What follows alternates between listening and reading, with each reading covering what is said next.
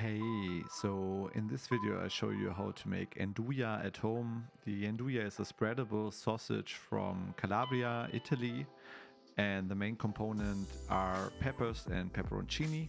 And the meat, I'm using like a fatty pork belly, like 50% fat, 50% lean meat, roughly. And then some salt and cure. And then for the peppers, I'm using like mild Calabrian peppers. If you don't have access to those, you get your regular peppers and mix them, but then also make sure that it loses a lot of the liquid. So you want to have like a nice puree and not like a soup, because otherwise it will not work with the final product. Then you want to have something hot.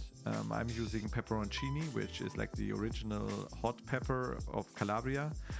But again, if you don't have access to this, you need to substitute it.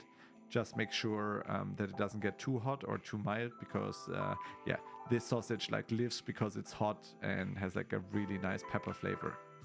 First step is to cut the meat into cubes or strips. Just make sure they fit your meat grinder later on.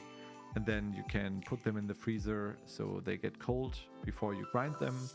For grinding, I'm using the smallest perforated disc. However, if you want to have it coarser, you can also use a coarser disc, or you can grind it through twice. That's completely up to you. You do the texture you like best. Then you add everything together, starting with the peperoncini, and then also the pepper puree, and then also the salt. And mix everything well. Make sure that everything comes together and has like a bit of binding. As it's spreadable, it won't have like a super strong binding like a sausage, which you would fry, but it should come together nicely and there should be no clumps of pepper or anything. It should look like this. And then we are ready to fill it. For the filling process, it is important that you use casings that are applicable for curing sausages, because there needs to be moisture coming out of the sausage in the next weeks. So if you use the wrong casings, it won't work. And then also because this is kind of a liquid sausage mixture, just put a kitchen towel under the sausage stuffer. This way you don't make like too much of a mess. Then get some kitchen twine and tie a knot in the end. And that's it. Just make sure that when you're filling, you fill it super tight and there are like no air bubbles in between. Then tie the knot. Best case, do it twice. And then it's ready to ferment for 48 hours at 25 degrees Celsius, 77 degrees Fahrenheit. Humidity should be around 90%. At least 80%. And then after 48 hours, you can see that the color has already changed a bit.